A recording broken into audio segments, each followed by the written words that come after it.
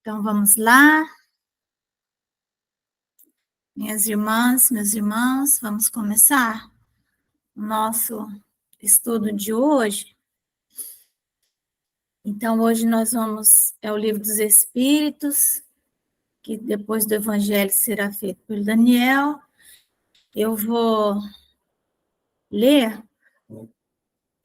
o Evangelho, capítulo 5, e tem 14. Jonatas, você está vendo aí direitinho? Tô, mãe, tô conseguindo sim. Tô É? aqui no jardim. Aham. Você quer ler? Deixa que eu leio, então, já que você está no jardim, tá? Então, Tá. vamos lá. Capítulo 5, item 14. O suicídio e a loucura. Nós estamos... Capítulo 5 é Bem-aventurados os aflitos. Então, ontem nós falamos bastante sobre o que é esse aflito, né? Aflito não é qualquer um, né? É aquele que está sofrendo porque está com ciúme, que está com inveja, né? Porque queria uma coisa material, não conseguiu. Não é esse. É aquele que está carregando pedra. Aflito significa estar carregando pedra, ou seja, os seus fardos, a sua própria cruz. Aquele que está cumprindo a sua tarefa, aquilo para o qual ele reencarnou, né? Seu planejamento encarnatório. Então, a pessoa que está ali no caminho, que é isso que significa caminho, né? Significa cumprimento da tarefa.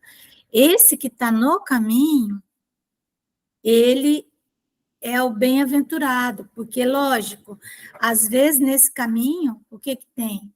Tem uma reparação que você tem que fazer. Tem a reposição de uma aula perdida, uma experiência que você não saiu bem, ou que você ficou amolecido, né? E não se saiu bem naquela experiência. Então, nesse caminho também está tudo que você precisa aprender nessa encarnação. Estão as pessoas com as quais você vai ter que se relacionar, as pessoas que colocarão, a grande maioria, a sua paciência à prova, né? Seja em casa, seja no trabalho, seja onde for. Muitas vezes não são pessoas com as quais você tenha débitos kármicos. Nós temos que parar com esse negócio que tudo é karma, karma, karma. Não é assim que funciona. O que acontece é que pessoas que colocam a nossa paciência à prova são pessoas que são antipáticas a nós, né? Ser antipático não é simplesmente que você não gosta da pessoa, porque ela tem ideologias contrapostas às suas, né? Ela pensa diferente, então ela é antipática. Simpática é o que pensa igual. Pode ser uma pessoa que você nunca viu antes, ela é simpática. A pessoa fala assim, nossa, a gente se conhece de outra vida. Nem sempre. Nem sempre. Às vezes ele tem com você uma simpatia de ideias, né?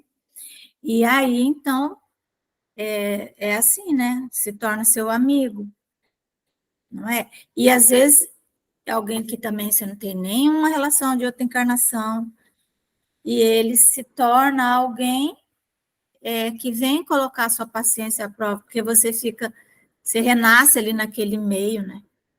Imagina uma pessoa pacífica, né?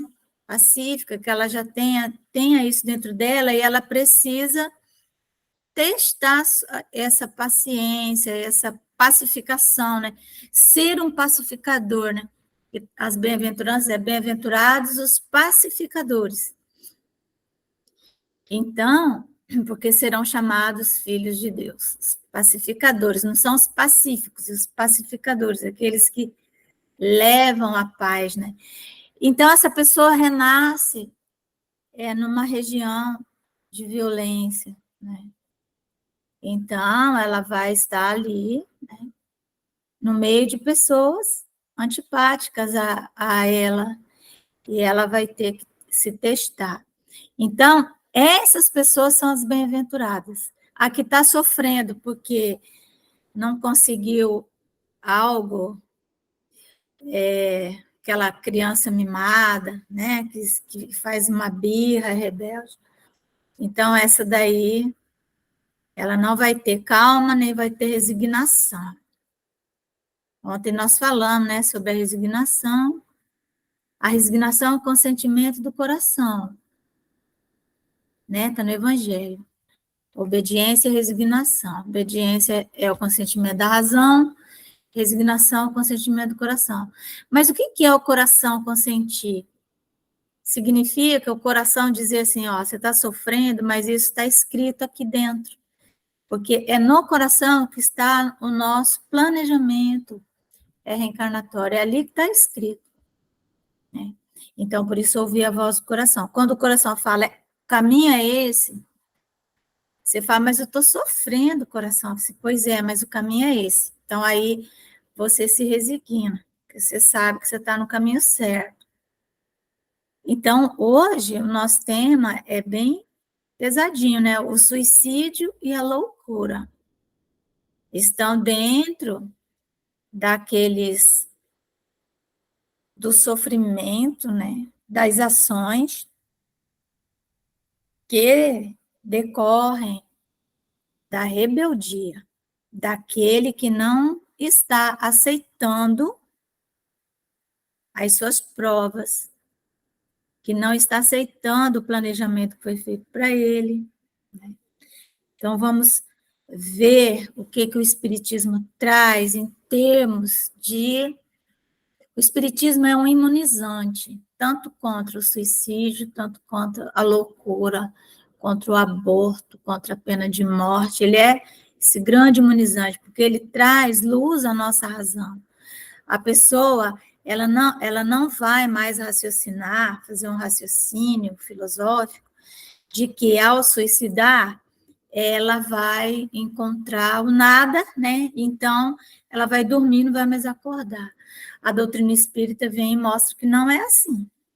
Né? E então, se ela não enlouqueceu totalmente, se a obsessão não está no grau máximo, ela vai conseguir reagir. Então vamos lá.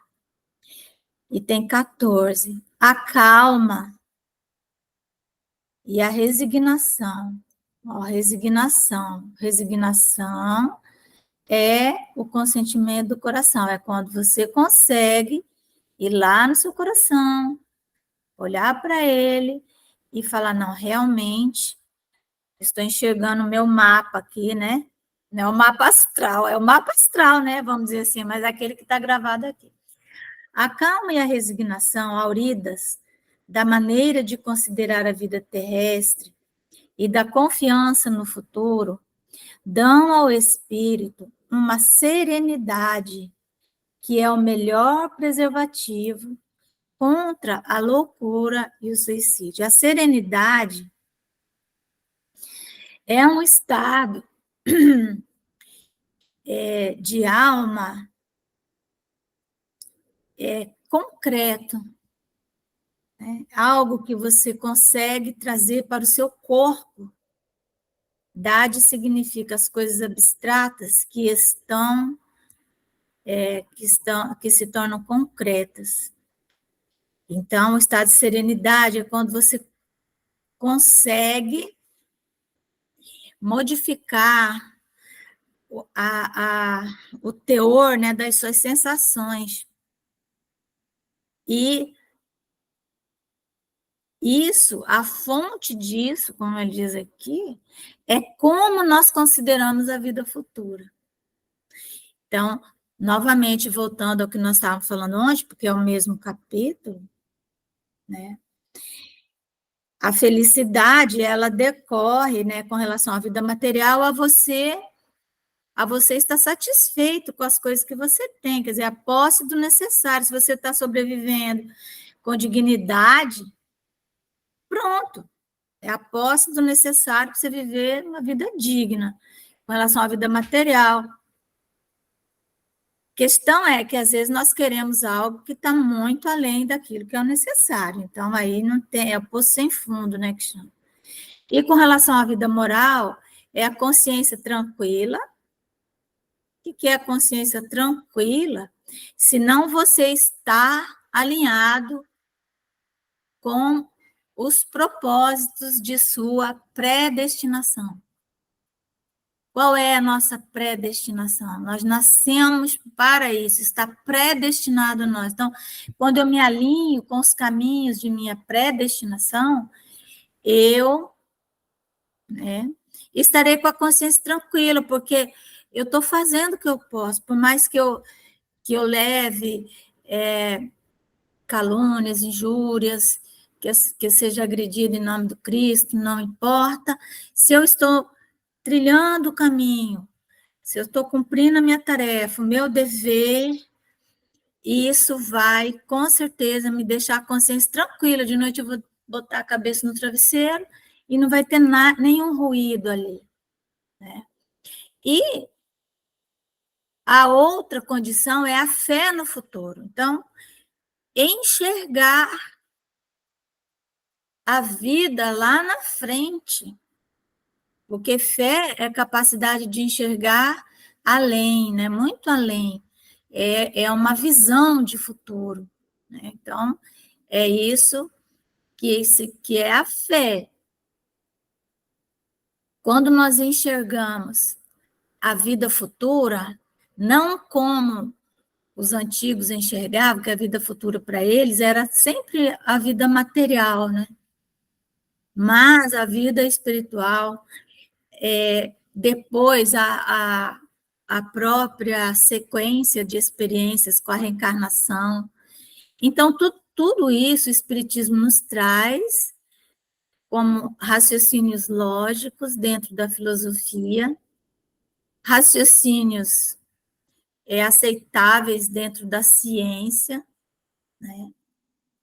E então nós conseguimos enxergar, porque a fé tem que estar, ela é fundamentada na razão, né? Então, a razão é a filosofia e a ciência. E, evidentemente, que também, né, a doutrina espírita nos convoca ao trabalho no bem. Então, veja, é todo um conjunto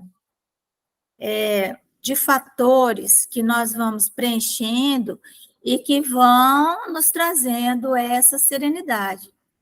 Não é algo que você consegue da noite para o dia, mas é um conjunto que vai exigir de nós a vigilância, oração, atenção, né?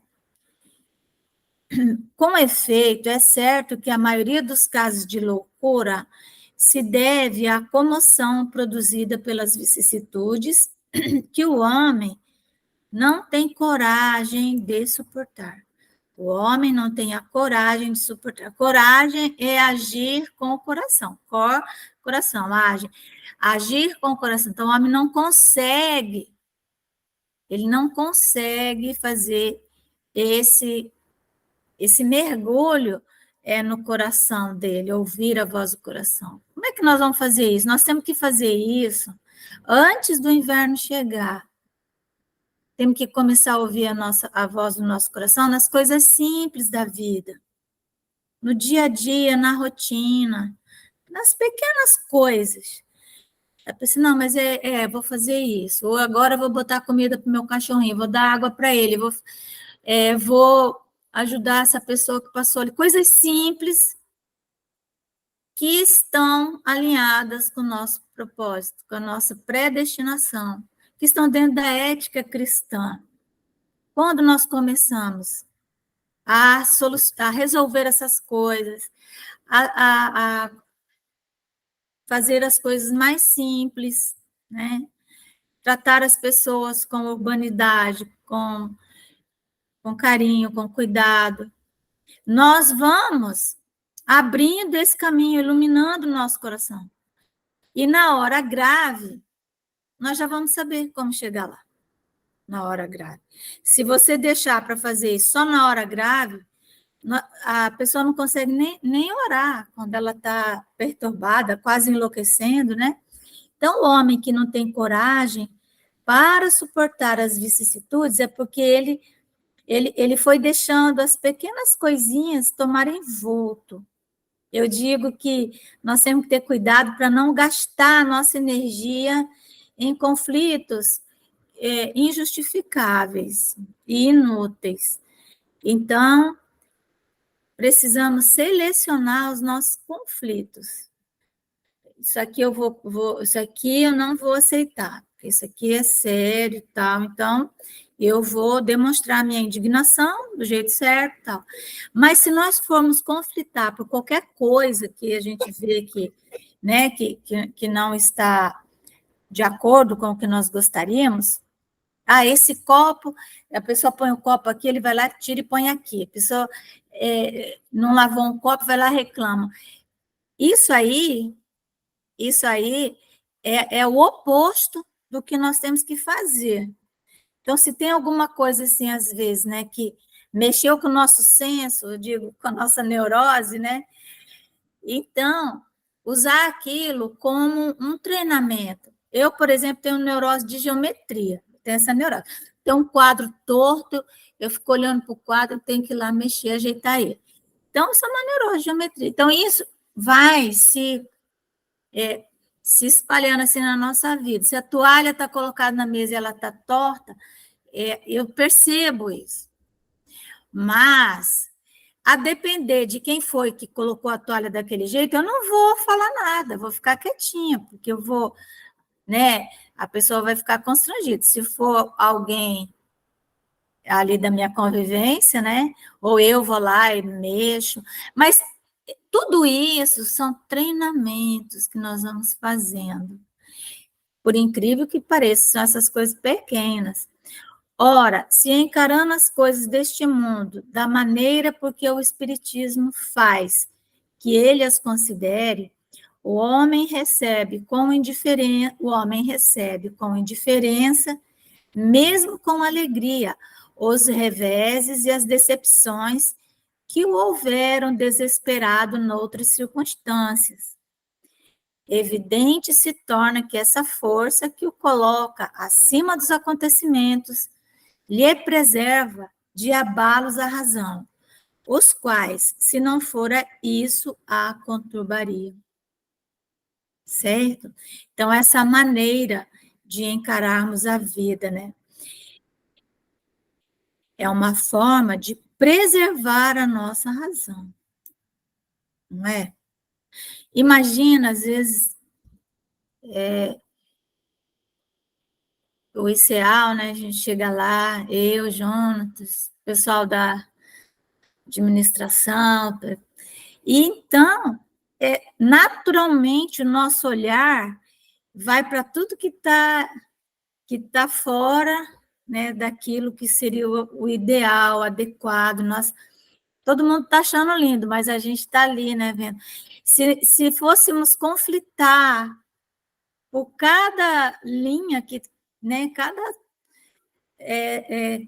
cada detalhezinho que não ficou exatamente como a gente queria, seria impossível a convivência. Totalmente impossível. Então, nós temos que olhar para aquilo, né? E fazer, e fazer disso uma experiência, um treinamento, né? Para que, quando vier uma coisa realmente grave, a gente não tenha gastado a nossa munição, né? Você pega quer destruir uma pulga, você pega e usa uma bomba, né, para matar uma pulga. Não tem lógica isso aí, né? Totalmente sem razão, né? Não precisa nem matar a pulga.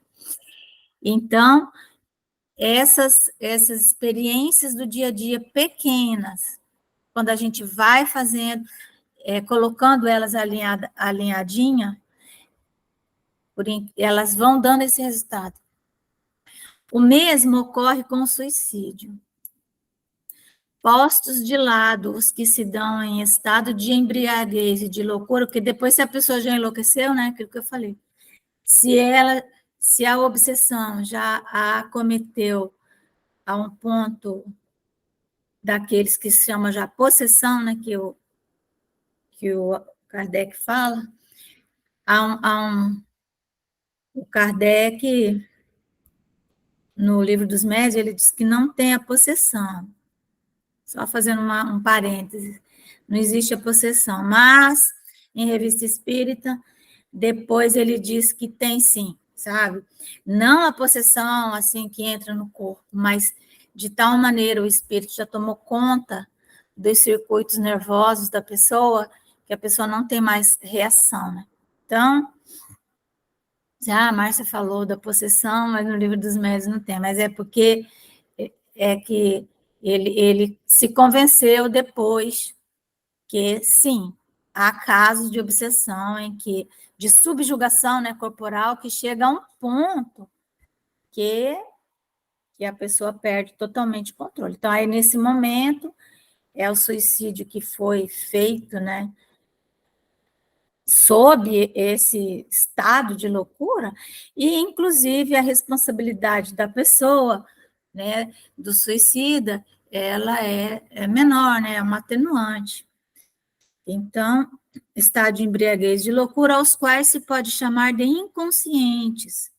É incontestável que tem eles sempre por causa de um descontentamento. Claro, a pessoa não foi se embriagar ou não enlouqueceu porque estava feliz, né? Não.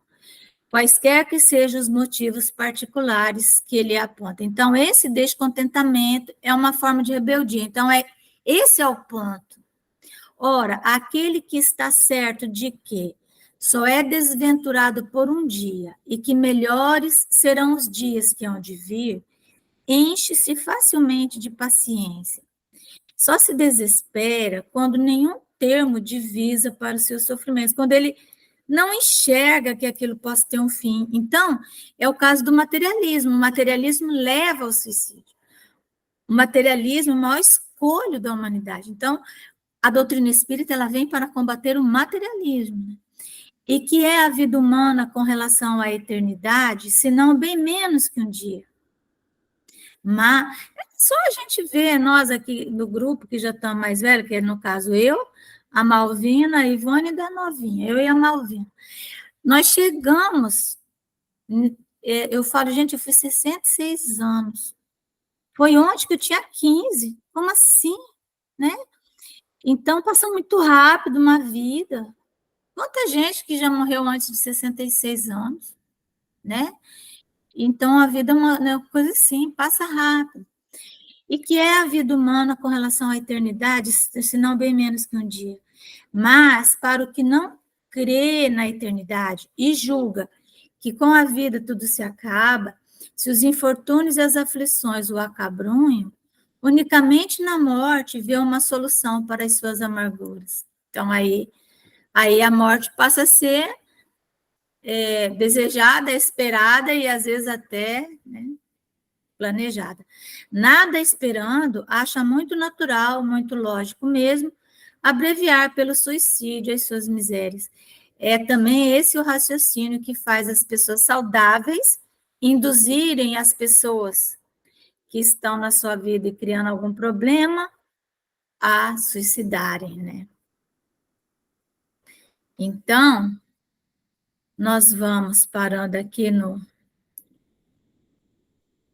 item 16, e eu vou pedir para a Malvina. Está ouvindo, Malvina? Pode fazer a nossa oração? Faço sim, Márcia. Então, tá bom. Depois o Daniel vai fazer o estudo para nós. Então, boa noite a todos. Vamos fazer a prece do nosso estudo de hoje. Jesus, peço a Ti por todos os nossos irmãos que estão em sofrimento. Leva, Senhor, a paz no coração dessas pessoas, onde está morrendo tantas pessoas que não têm a ver, eu acho, não sei, Deus é quem sabe, mas a gente fica numa situação sentindo muito embaraçado com todas essas coisas que vão acontecendo. Jesus, peço a Ti também por todos os nossos amigos que estão conosco nesse estudo de hoje, aonde vamos tentar fazer aquilo que recomenda a nós todos os dias, ser mais irmãos dos nossos irmãos, ter compaixão daqueles que estão em sofrimento e ajudar, Senhor, a todos aqueles a quem possamos dar uma mãozinha. Peço por aqueles que estão nas ruas, com frio, com fome, que a eles seja levado uma sopa quentinha, uma roupa que agasalhe. Jesus, te peço, socorra todos aqueles que desencarnaram. Tende piedade, Senhor, de todos eles, e acolha em teus braços esses nossos irmãos que estão partindo, mas especialmente esses das guerras que estão acontecendo. Jesus, te peço, visita os hospitais, leva a cura e leva a harmonia no coração de cada um, especialmente daqueles que estão cuidando das pessoas, os médicos, enfermeiros, as pessoas que fazem a limpeza, todos são muito importantes nesse momento para ajudar a todos. Jesus, leve paz aos presídios, leve a luz para que as pessoas possam se regenerar. Visita, Senhor, os enlouquecidos, os cegos e os estropiados. Que a tua luz, Jesus, possa caminhar com todos, iluminando, abrandando os corações e que o amor possa nascer em todos eles. Obrigada, Jesus, pelo dia de hoje, pelo estudo que posso estar nesse momento estudando com meus companheiros. Que esta noite possa ser uma noite tranquila, cheia de tranquilidade, de amor, que possamos repousar o nosso corpo físico e também o nosso espiritual. Obrigada, Jesus, pelo dia de hoje, por tudo que pude fazer. Abençoa-nos. Esteja, Jesus, sempre conosco, orientando, amparando, iluminando, fortalecendo a nossa fé em todos os momentos. Obrigada, Senhor, esteja conosco, hoje, agora e sempre. Que assim seja. Que assim seja.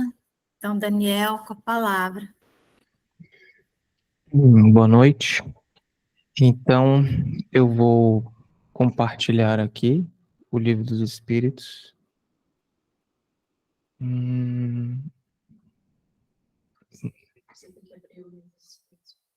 Eu achei que já estava aberto aqui.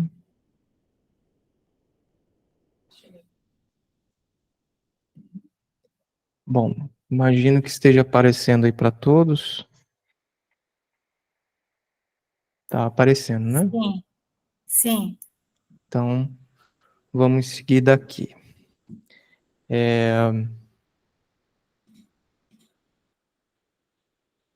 Vou deixar aqui. Bom, então vamos seguir ainda no capítulo 4, parte 2ª do Livro dos Espíritos, Justiça da Reencarnação, questão 171. Então vamos seguindo. Kardec pergunta: em que se funda o dogma da reencarnação? E aí já é interessante a questão do dogma, né? Porque o dogma é algo que geralmente não pode ser modificado em uma doutrina, né? É algo mais firme, são conceitos, são princípios, né? Que geralmente uma doutrina, uma religião, uma filosofia, ela não aceita que isso mude, né? É muito difícil mudar isso, né?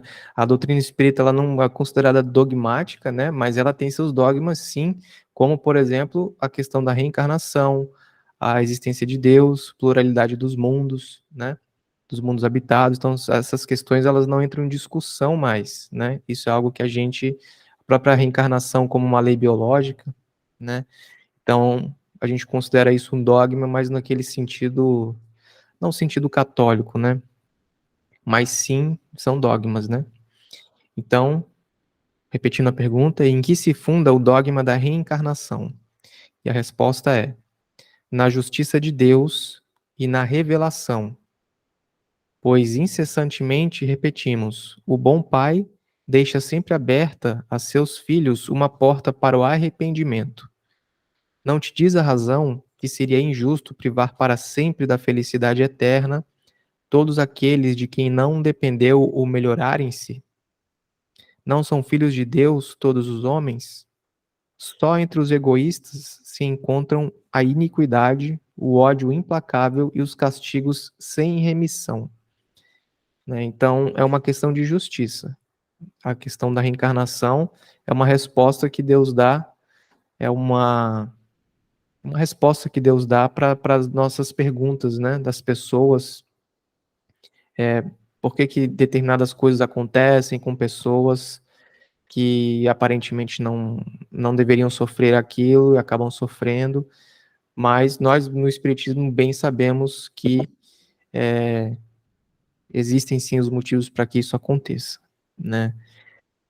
E Kardec faz um comentário aqui, razoavelmente extenso, eu vou ler, e a gente ainda segue depois as outras perguntas. Todos os espíritos tendem para a perfeição e Deus lhes faculta os meios de alcançá-la, proporcionando-lhes as provações da vida corporal. Sua justiça, porém, lhes concede realizar em novas existências o que não puderam fazer ou concluir numa primeira prova. Não obraria Deus com equidade, nem de acordo com a sua bondade, se condenasse para sempre os que talvez hajam encontrado, oriundos do próprio meio em que foram colocados e alheios à vontade que os animava, obstáculos ao seu melhoramento. Se a sorte do homem se fixasse irrevogavelmente depois da morte, não seria uma única a balança em que Deus pesa as ações de todas as criaturas, e não haveria imparcialidade no tratamento que a todos dispensa. A doutrina da reencarnação, isto é, a que consiste em admitir para o espírito muitas existências sucessivas, é a única que corresponde à ideia que formamos da justiça de Deus para com os homens que se acham em condição moral inferior. A única que pode explicar o futuro e firmar as nossas esperanças, pois que nos oferece os meios de resgatarmos os nossos erros por novas provações. A razão nola indica e os espíritos a ensinam.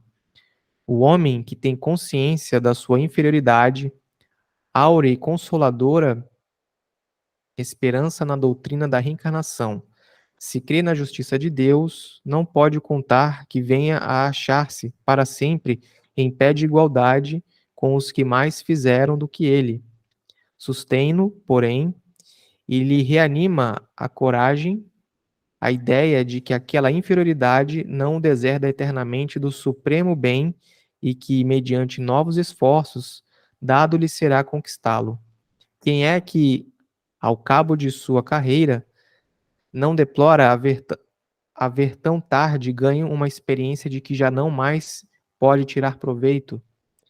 Entretanto, essa experiência tardia não fica perdida. O espírito a utilizará em nova existência.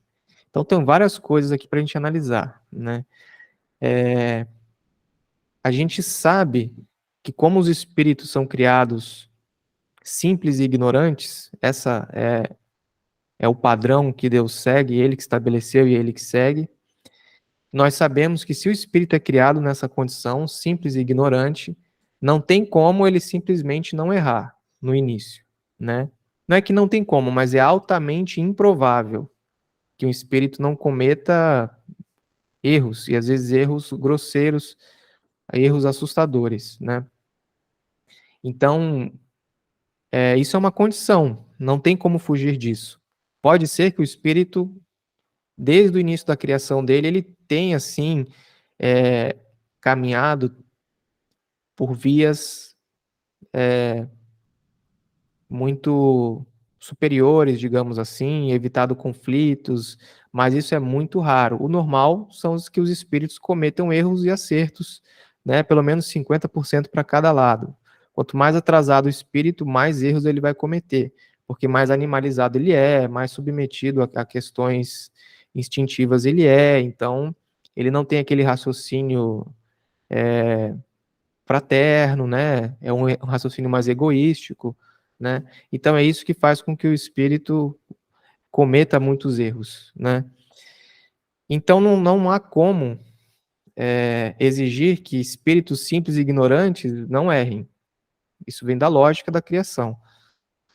E se não é razoável exigir isso, que o espírito não erre quando ele é simples e ignorante, e mesmo também no final da caminhada dele, ou no meio da caminhada dele, quando ele não é tão simples e não tão ignorante, mas mesmo assim ainda não é um espírito elevado, se não é razoável pedir que ele não erre, não é razoável puni-lo eternamente por um erro, porque senão praticamente todos os espíritos não chegariam ao patamar da perfeição, porque no início da existência deles, qualquer erro que eles cometessem, eles teriam comprometido então a escala evolutiva deles, né? Então não é assim que Deus age, né? O pouco que nos é dado conhecer sobre sobre como Deus estabeleceu essas leis, a gente tem esse entendimento no Espiritismo, né? Então outras doutrinas, outras religiões, elas estabelecem que a pessoa tem uma vida única. E uma vez que ela viveu de forma correta, ela vai colher os benefícios. Umas dizem que depois da morte o espírito fica esperando o juízo final. E quando o juízo final acontecer, vai ser pesado, né? Tudo aquilo de bem que ele fez, tudo aquilo de mal. Se o bem vencer, ele vai para determinado caminho. Se o mal vencer, ele vai para a punição eterna, né? Isso é algo que a gente, no Espiritismo, simplesmente descartamos como possibilidade. Não tem como ser assim, né? Porque senão praticamente não haveria espíritos no paraíso, no céu, nos mundos evoluídos. Porque basicamente é muito comum que espíritos errem, que as pessoas errem, né? Então, simplesmente não haveria lógica nisso, né? Então, seguindo questão 172. Encarnação nos diferentes mundos. As nossas diversas existências corporais se verificam todas na Terra? Resposta: não. Vivemos-las em diferentes mundos. As que aqui passamos não são as primeiras nem as últimas. São, porém, das mais materiais e das mais distantes da perfeição. É interessante essa resposta, porque os espíritos respondem com muita tranquilidade que, tipo, não, vivemos em diferentes mundos, né? Então, para eles é muito tranquilo isso, de que existe, né, a pluralidade dos mundos, né? E para a gente ainda é algo, mesmo a gente como espírita, a gente acredita nisso, mas a gente não para muito para pensar nisso, né? A gente sempre pensa nas encarnações terrestres, né? Mas, na verdade, é possível que na próxima você já tenha que ir para um outro mundo, não necessariamente um mundo mais evoluído, mas um mundo, a gente até vai ver perguntas nesse sentido aí, em outros planetas que são equivalentes ao da Terra, o espírito pode ir lá, fazer uma prova, dar alguma contribuição, né? E isso é muito interessante, né? E outra coisa interessante é que ele fala que a questão da Terra, atualmente, né? Ó, são das mais materiais e das mais distantes da perfeição, né? Então, a existência que nós temos na Terra, no presente momento.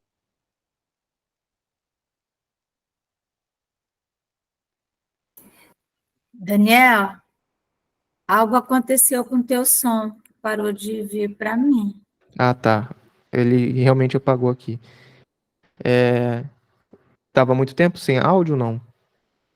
Não, um segundo só já Ah, foi. então tudo bem. Sem Já que eu esbarrei voltou. no... Já Então, voltou. voltando aqui, quando fala que as existências na Terra são as mais materiais e as mais distantes da perfeição, a gente claramente sabe que realmente é muito material, né?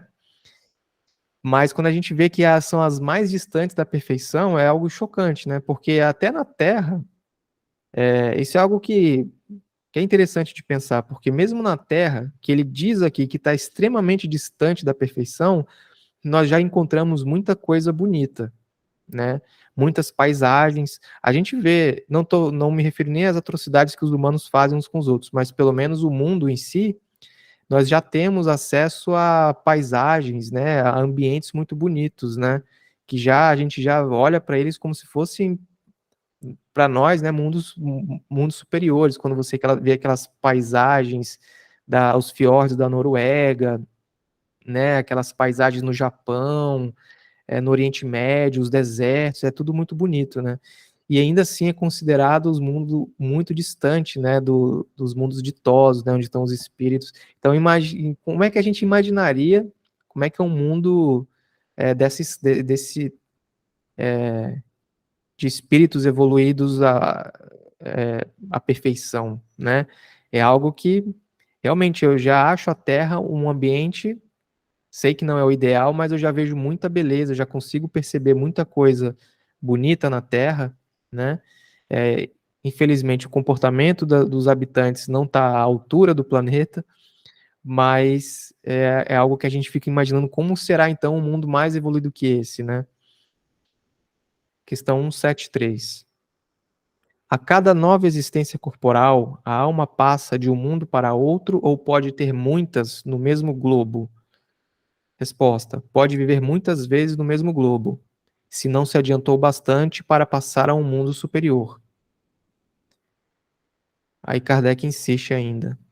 Podemos, então, reaparecer muitas vezes na Terra? Certamente. O Espírito responde. Podemos voltar a este depois de ter vivido em outro mundo? Sem dúvida, é possível que já tenhais vivido algures e na Terra, em outros lugares e na Terra. Isso também é muito interessante, né?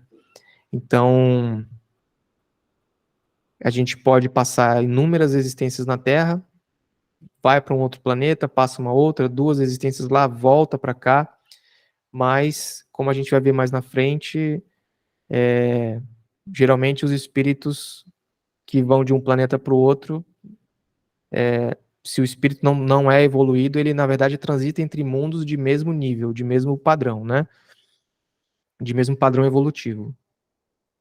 Então, questão 174. Tornar a viver na Terra constitui uma necessidade? Resposta: não. Mas, se não progredistes, podereis ir para outro mundo que não valha mais do que a Terra e que talvez até seja pior do que ela. Então, os espíritos que insistem em permanecer estacionados, ou cometendo erros repetidos, erros que já não estão mais condizentes com o padrão civilizatório predominante. Então, esses estão em sérios apuros porque eles podem sim ir para outros mundos, que é o que a gente sabe que está acontecendo, né? Uma Terra está passando pelo processo de regeneração. Muitos espíritos que ainda não estão nesse padrão ou que não pelo comportamento deles, os espíritos já perceberam que eles demorariam muito mais para entrar no padrão civilizatório que vai reinar na Terra no futuro, eles já são retirados, né? Questão 175. Haverá alguma vantagem em voltar-se a habitar a Terra? nenhuma vantagem particular, a menos que seja em missão, caso em que se progride aí, como em qualquer outro planeta. E é interessante porque a gente percebe que a Terra não é um planeta de destaque, né? Ela é um planeta exatamente como qualquer outro dentro da escala evolutiva dos planetas em que a Terra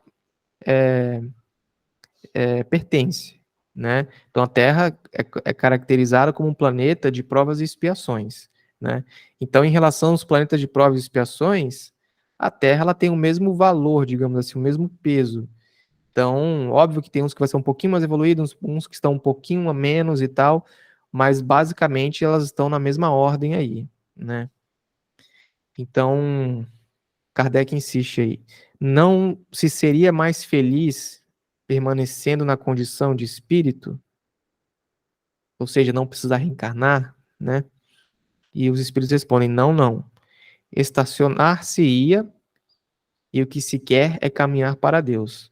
Já até falei em outra reunião que não é que você, em estado de espírito, você não evolua, mas é porque demora demais, justamente porque o tipo de experiência que você vai estar submetido estando desencarnado é muito diferente das experiências que você tem quando está reencarnado, por vários motivos. Um deles, o fato de você estar acompanhado de pessoas muito diferentes, o impacto que a biologia gera nos comportamentos do ser humano, a inveja, a arrogância, tudo isso, os instintos primários que estão no espírito, mas muitos se manifestam através da matéria, né? E isso faz com que seja muito mais eficiente a evolução quando o espírito está encarnado. O tipo de experiência que ele vai viver é algo que gera progresso muito mais rápido. Questão 176. Depois de haverem encarnado noutros mundos, podem os espíritos encarnar neste sem que jamais aí tenham estado? Ou seja, pode vir um espírito aqui que nunca reencarnou na Terra? Resposta: sim, do mesmo modo que vós em outros. Todos os mundos são solidários. O que não se faz num, faz-se noutro, né? E Kardec insiste. Assim, homens há que estão na Terra pela primeira vez, e aí os espíritos respondem, muitos, e em graus diversos de adiantamento. Né? Então, por essa resposta, não dá para saber muito, ou melhor, ele afirma, né, que existem muitos espíritos que estão na Terra pela primeira vez, e isso abre uma margem para a gente interpretar que pode ser espíritos que estão, às vezes, na primeira encarnação como ser humano, e também espíritos que simplesmente vieram de outros planetas e estão aqui pela primeira vez. Não quer dizer que eles são primários, não quer dizer que eles são espíritos atrasados. Pelo contrário, pode ser espíritos de altíssima envergadura, né? Então, a Terra, dentre os espíritos que estão pela primeira vez, a Terra comporta os mais ignorantes e os mais evoluídos. Item B aqui. Pode-se reconhecer por um indício qualquer que um espírito está pela primeira vez na Terra? E os espíritos respondem: nenhuma utilidade teria isso. Até para evitar polêmicas e preconceito, né? Porque se eles dessem um indício, imagina, né? No nosso estado evolutivo, a gente apontar o dedo para tu, ih, aquele ali, ó, primeira vez na Terra, ih, aquele ali, ó, acabou de ser criado. Aquele Então, ali é do ramais. eu não queria falar, né? Né? Eu Meu não queria falar, mas não tem como, né? bem Dizer isso. que. O que eu acho interessante é a palavra útil, utilidade, o quanto os espíritos usam, né? É muito interessante isso. Sim. Questão 177. Para chegar à perfeição e à suprema felicidade, destino final de todos os homens, tem o espírito que passar pela fieira de todos os mundos existentes no universo? Sem ter que olhar a resposta, não, né? Porque são infinitos, né? Mundos. Então, a gente levaria um tempo infinito para chegar à suprema felicidade, né? Para chegar no patamar de Jesus, né? Então, não seria viável isso. E os espíritos confirmam isso, né? Não. Porquanto muitos são os mundos correspondentes a cada grau da respectiva escala, e o espírito, saindo de um deles, nenhuma coisa nova aprenderia nos outros de mesmo grau. É igual uma criança, aliás, um jovem que terminou o primeiro ano do ensino médio, ele não precisa ir para uma outra escola no primeiro ano. Ele pode mudar de escola, mas ele vai para o segundo ano, né? Não tem o porquê um espírito ir para outros mundos que tem que esteja no mesmo patamar evolutivo, porque simplesmente isso seria inviável, né? As experiências que ele precisa aprender, ele já aprendeu, né? Isso também nos mostra, isso também nos faz refletir um pouco que deve existir muitos planetas, pelo menos, por exemplo, em relação à Terra, os que estão no mesmo padrão evolutivo da Terra, mundo de prova e expiação, que estão mais ou menos no mesmo patamar que a Terra. As civilizações devem ser muito parecidas com as da Terra. Então deve existir carros, veículos, né, digamos assim, para não usar um termo muito, veículos, animais de tração, carroça, né, porque é assim que o ser humano ele pensa, né? Então, se não fosse assim, um espírito de outro planeta, quando reencarnasse aqui, ele ia estranhar demais, estranhar muito, né? Então, na minha visão, eu imagino que os planetas que estejam na mesma faixa, no mesmo patamar evolutivo, as experiências sejam muito parecidas, né? Justamente para facilitar com que o espírito que precisa passar por determinada experiência, ele vai para um mundo vizinho. Às vezes ele fez inimigos demais em um determinado planeta, e aí fica inviável ele reencarnar ali, porque ele vai ser perseguido demais e isso é permitido, né? Quando alguém atenta contra a vida de outro e tal, é permitido que pelo menos a obsessão aconteça. É permitido, o que eu quero dizer, no sentido de que não vai ter como evitar, né? Que um espírito que se sentiu prejudicado, ele vá atrás do outro para tentar se vingar, né? Mas às vezes como misericórdia de Deus aí, os espíritos podem ser levados para outros mundos em que eles podem passar por determinadas experiências que eles precisam passar, mas que nesse mundo, no mundo de origem deles, seria muito difícil por conta dos inimigos, né? A gente vê isso até quando determinados espíritos reencarnam, que às vezes existem espíritos que eles são atormentados por obsessores e eles estão desencarnados mesmo. Tanto os atormentados quanto os que estão atormentando. Tá todo mundo desencarnado. E aí, providência divina faz com que um desses que está sendo atormentado e precisa evoluir, precisa continuar a caminhada, mas os outros não permitiriam. Então, às vezes acontece uma encarnação ali e os outros nem sabem para onde ele foi, não conseguem achar porque tem a barreira da matéria agora, né? E aí isso acontece, isso já tem obras, né? A gente sabe disso, né? E às vezes os espíritos acabam reconhecendo, percebem que determinado homem, inclusive, está hoje reencarnado no corpo de uma mulher. Isso foi feito, inclusive, para tentar despistar os algozes, né? E para que aquela pessoa viva o possível ali sem a interferência dos obsessores, né? Isso acontece muito, né? Então, você pode fazer essa reencarnação aí tanto em outros planetas, né? Para preservar a integridade ali, para garantir que o espírito possa evoluir, ou encarnando ali no mundo, mas tentando fazer meio que escondido, né? E basicamente é isso. Então, estou na questão 177, né? Só para reforçar isso, né? Tem um caso, né, de um espírito que ele estava proibido de reencarnar na Terra, né? Ia ficar um tempo sem reencarnar. e ele estava numa região de muita sombra, e o protetor dele, né, o advogado dele, pediu muito e conseguiu uma encarnação dele no meio de uma selva, entre os selvagens, para que ele pudesse ver a luz do sol. Olha que coisa, né? Então, ele reencarnou ali, né? Realmente entre um grupo de humanos com os quais ele não tinha nenhum tipo de vínculo, e que ele, querendo ou não, iria ajudar o progresso ali, né, daquela tribo. Uhum. E ele, então, para poder ver a luz do sol, olha como é importante, né, a encarnação. Sim. Aí, questão A, da 177.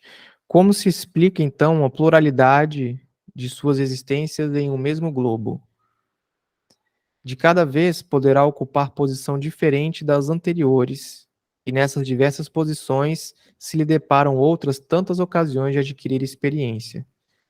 Então, o motivo é esse, né? Você reencarna várias vezes no mesmo globo, e cada vez uma vez você vai reencarnar, você pode nascer numa família rica, abastada, né?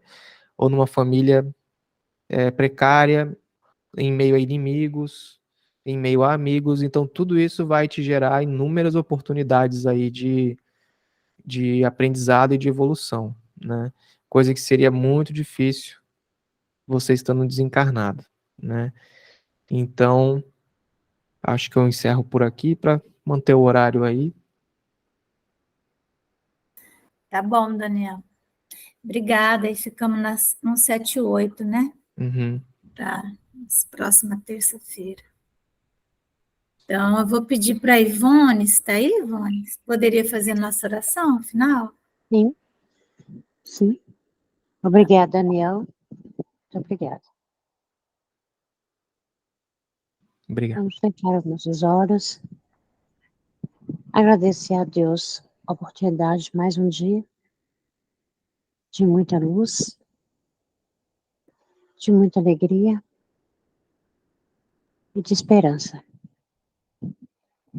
Todos nós, Senhor Jesus, possamos vibrar amor, tolerância, paciência e que possamos também, cada dia, fortalecimento da nossa fé. Querido Mestre Jesus, eu peço a Ti, Senhor Jesus, que olhai pelas crianças que hoje, em meio à guerra, acordaram sem os pais, sem um lar, à mercê da sua reencarnação, da sua prova. E que não haja, Senhor Jesus, a loucura e o suicídio em meio a este desencarne coletivo. Talvez, Senhor, eu não entenda o porquê dessa guerra. O que eu entendo, Senhor Jesus, é que estamos passando por uma provação que ainda nos faz sofrer, que ainda nos revolta. Senhor Jesus, vá aos nossos lares, ampara os nossos filhos, pais, amigos, coordenadores do ESIAL, professores, aquelas crianças, Jesus, em meio àquelas guerras morais, aquelas guerras familiares, que estão sendo amparadas. Acolha-nos, Senhor Jesus, com seu manto, com seu amor. Estenda suas mãos e irradie luz. Obrigado, Jesus, por essa reunião em meio a amigos e irmãos. Esteja sempre conosco, hoje, agora e sempre. Que assim seja. Graças a Deus. Que assim seja. Graças a Deus.